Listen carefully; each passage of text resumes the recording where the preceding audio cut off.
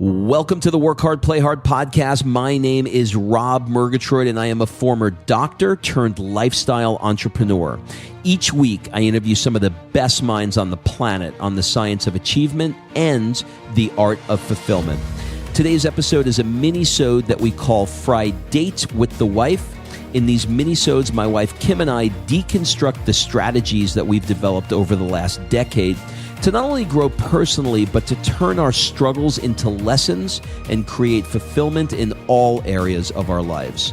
Excuses are over. It's time to live. Let's dig into today's topic. All right, before we jump into this episode, I want to invite you to be considered for my Work Hard, Play Hard Mastermind by completing an application at workhardplayhardmastermind.com. So this mastermind is not like any mastermind you may have been to or heard of, I promise you. This mastermind is for 6 to 7 figure entrepreneurs that are working too damn much and aren't taking the time to have amazing experiences around the world with an incredible tribe of people. So every 100 days or so, I drop you into new experiences that are specifically designed to elevate your thinking, to give you new ideas. Look, you get your best ideas not staring at a computer. And actually, this is the way high-level people really collaborate with each other. They do it over a glass of champagne, watching the sunset in the south of France. So if you are ready to do some fun stuff around the world and really, really want to level up your tribe in one shot, fill out an application at workhardplayhardmastermind.com. We'll jump on a call and we'll see if it's a good fit. All right, let's jump into today's episode. Kimberly, what if it works? Murgatroyd, how are you this morning? I am ducky. You are ducky. Well, today... What does ducky mean anyway? Like it means I'm swimming and someone's throwing me bread? Like why am I ducky? Have you ever been bit by a duck? No, I have. You've been bit by a duck? I can still feel the teeth. Wait a minute. Was I there? No, I don't think. Maybe you were. I don't know. I feel like I was there for this. I don't know, but I do remember being bit by one, and those fuckers do not mess around. They will bite your finger off. But that is not what we're here today to talk about. Why was your finger near a duck? Are you feeding them? I was feeding them, yeah. Yeah, I feel like I was there for this. Mm-hmm. Okay, so what we are here to talk about today is what if it works. So let me set the stage for you, okay? You have two ends of this coin. End number one is let's play stupid idea time. We're trying to come up with something that's going to help us. And for those of you that are unfamiliar with our party game that Kim and I came up with, stupid idea time, it's basically brainstorming that gives you permission to be stupid. So it's those ideas, you know, if you're not like willing... the pet rock, let's be honest. If you're not willing to explore bad ideas, you're probably not going to get a good idea. So give yourself permission to say stupid idea time and allow it to flow. Okay. Well, on the other end of that spectrum is if you come up with a stupid idea, and we'll use the example when we were brainstorming how are we going to be able to replace our income when I was trying to leave the chiropractic profession and get out of it. I still needed the money from it. So we had to come up with ideas to replace my chiropractic income. And so we played a little game called Stupid Idea Time. And one of those stupid ideas were... Okay, so we were obsessed with going to this little foot massage place. You pay $30, you go in and you get you lay in a comfy chair, you get a blanket, and they rub your shoulders and your head and your feet, hopefully in that order, because then if they went from the feet to the head, that would be gross. But anyway, best $30-40. It's the best $30 that we ever spent, and we loved it. And so we said, what if... You didn't even need a happy ending. You really didn't. Oh my God. I mean, honestly, you really wouldn't have needed a happy ending. Is there any time you need a happy ending? Daily? In a massage? Yeah, I need a happy ending right now. Oh, right, but not in a massage. Let's be clear here that you're not perving through massage parlors looking for a happy ending. Not this week. Oh my God, Robert Victor Anthony. No, I'm not. Okay, so we were obsessed with going. And so what we sat down with and we thought through was, okay, stupid idea time. What if we take our knowledge of running a clinic. Because we did have, in our clinic, we had medical, we had physical therapy, we had chiropractic, we also had massage. So we understood the concept. We could run, we knew the advertising that was a slam dunk. Like we knew how to do a massage or medical business. It's what we know. So we were like, what if we parlayed that into something where Rob was not necessarily a provider in it and I didn't have to work the front desk? And it was something we liked, like a massage business. And then we could do a chain of them, or we could do a, what's the word? Like you go in a franchise. We could do a franchise and sell a franchise. Like we're watching Shark Tank. We're like, let's make the best massage place ever that's not creepy. And then we'll Shark Tank it and do a franchise and get, as Mr. Wonderful says, something in perpetuity, I believe, and all of those things. And so we were so excited. Do you remember what it was called? No. Cloud9. Oh, it's a good name. Cloud9 foot massage. And so we came up with the thought, I think that was called that. Or maybe we went to one named Cloud9. No, we went to one called Cloud9. We never named it. Yes, we did. We wrote a business plan for it. There is one called Cloud9. We stole it. Maybe we stole it then. McDowell's. Fancy feet. I don't know. Anyway, so we wrote a business plan for it. Like we got detailed on this because we knew we could do this. It was something in our wheelhouse. So before you get to the punchline, so we have a market. Yep. We have a skill set. Yep. We know how to market it. We know 100% it would be successful. And we're personally a consumer of it. So we're like, okay, this is slam dunk. This is great. We're going to be foot massage people. And we could do one in Georgia, test it out, and then move to California and bring open it there. Another one. They like that. Why not? It would be amazing. So what was the problem? The problem is it was a stupid idea. So this is where you bring in the question, what if it works? Okay. Let me tell you what would happen if it worked. If it worked, I would basically be a chiropractor that was dealing with smelly feet. Okay. Well, you wouldn't be actually the person doing it. I would still be the one that is managing remove chiropractor and insert foot massage therapist, and you have the same concept without insurance. It is the exact same scenario. I would have been inside of a brick and mortar building from 9 to 5, which is what I particularly and specifically wanted to get out of. I would be in healthcare-ish, which I wanted to get out of. Oh, and by the way, my chiropractic office did have massage in there. We massaged the feet and everything. It was the stupidest. I can go on and on and on. But to accomplish the goal that we wanted, this was not what we wanted. Okay, so we learned this concept. And the concept is to ask yourself, what if this works? Well, the answer to that question is, if it works, it would have been largely a lateral move from what I was currently doing into what this new idea was. See, but this is why this question is so important.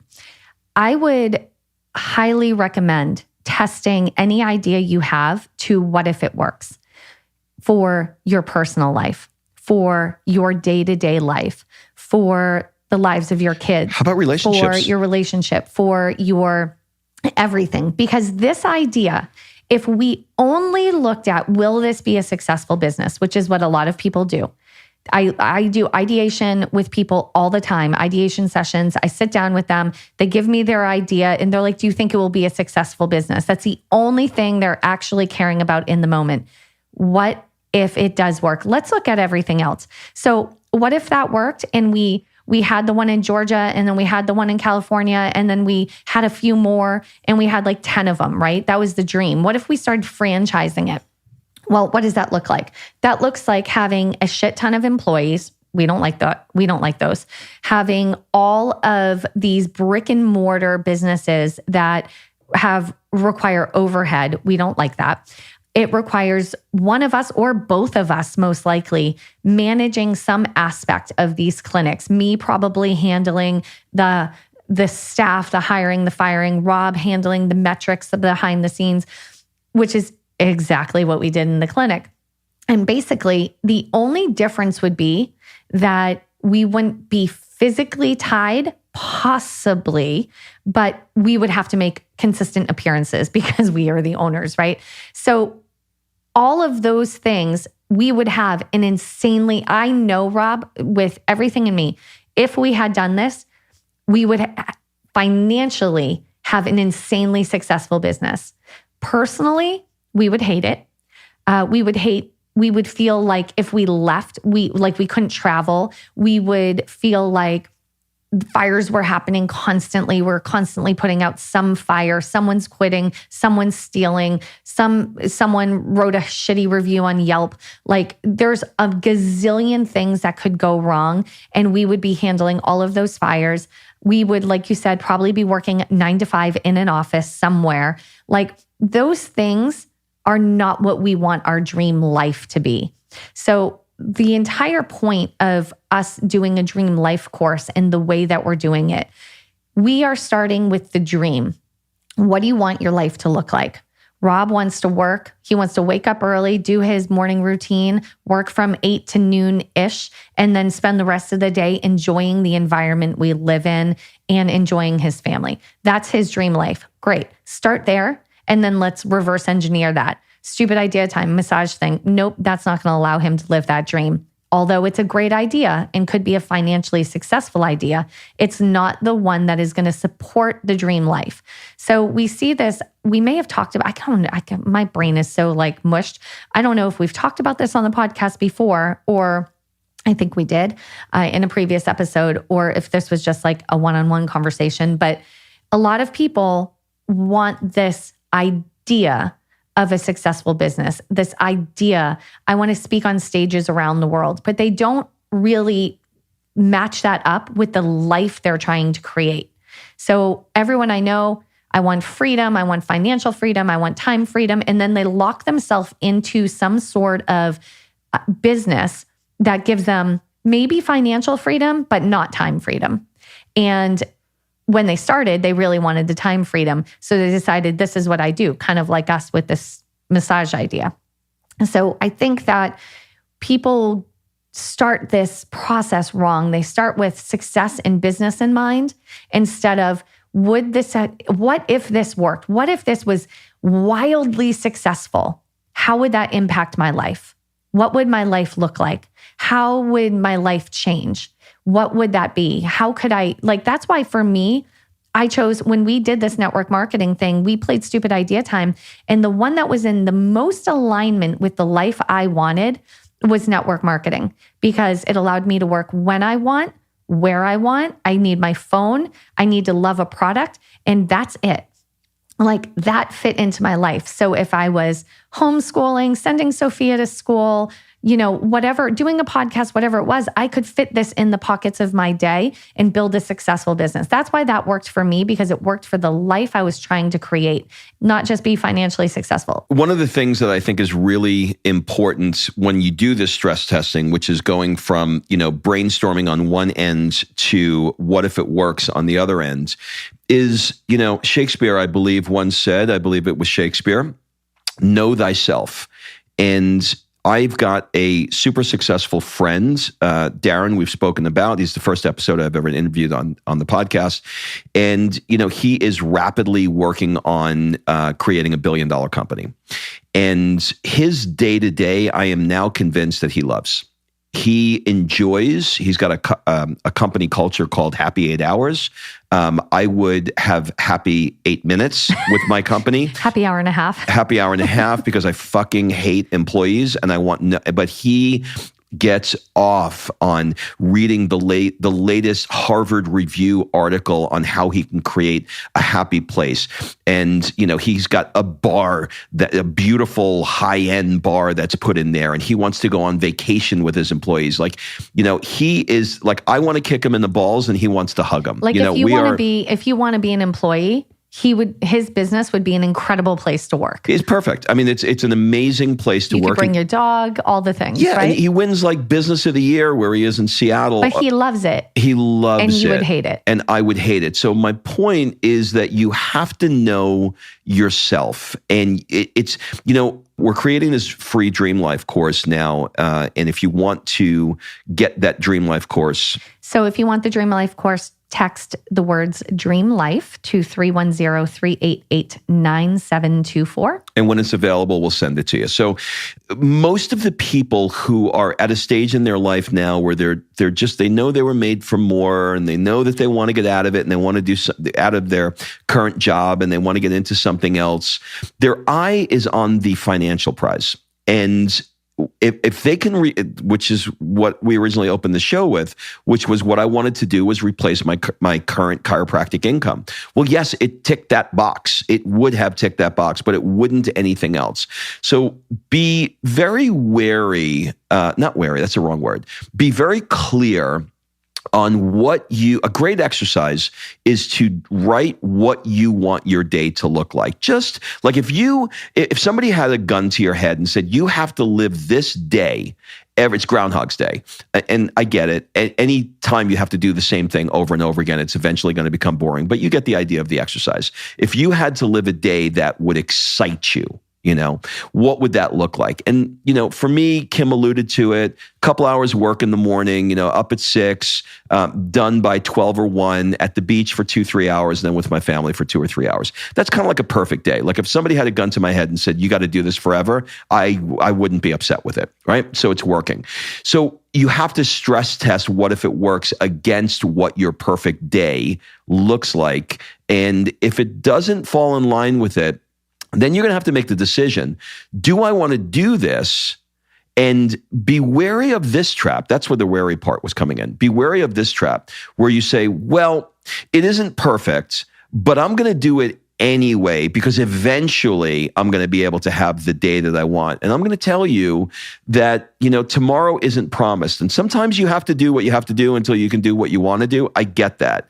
But if you're making a change in your life right now, I would say, why not make the change? If you're going to go through the challenge to make that change, why not make a change that is completely going to be the change that you want to make in your life? I'm sorry. I'm literally writing down quotes that you say because you're so good today. So I'm writing them down. So I think we nailed it. I think that's that. So start asking yourself, what if this works? What if it works?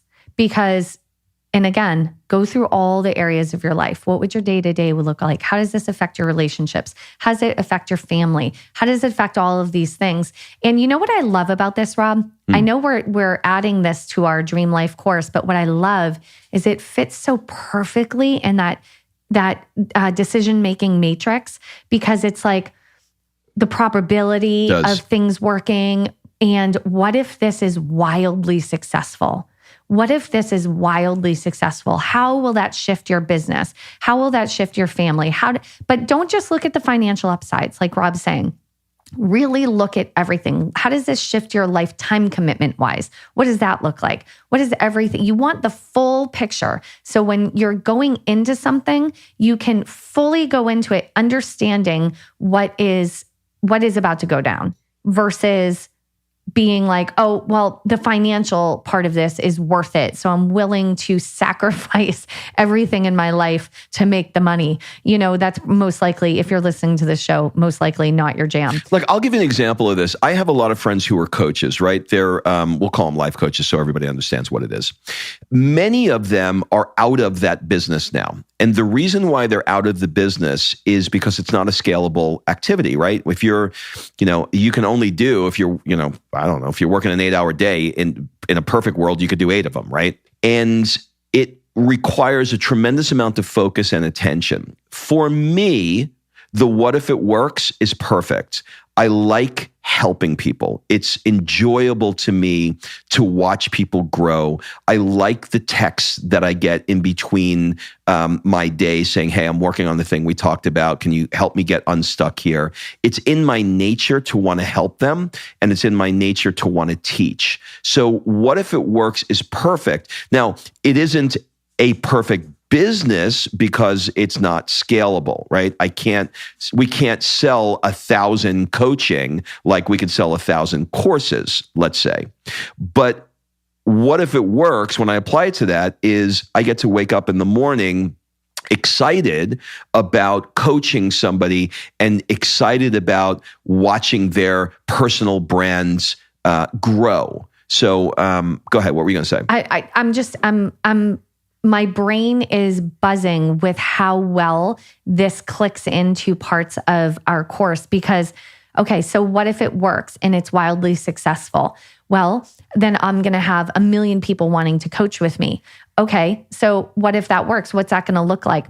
Now, using our decision-making matrix, how can you mitigate the downsides? So you're listing the downsides out with the what if it works? And then you're moving and saying, how can we mitigate those downsides? So for you, coaching, you're taking applications. People can't just purchase coaching with you. Whereas a lot of life coaches just throw up a link in a sales page and they're like, buy my coaching package. People have to apply to work with you. You have to make sure they're a good fit. You have to make sure that you can help them. You have to make sure that they're all in because you don't want to waste their time and you don't want to waste yours or money.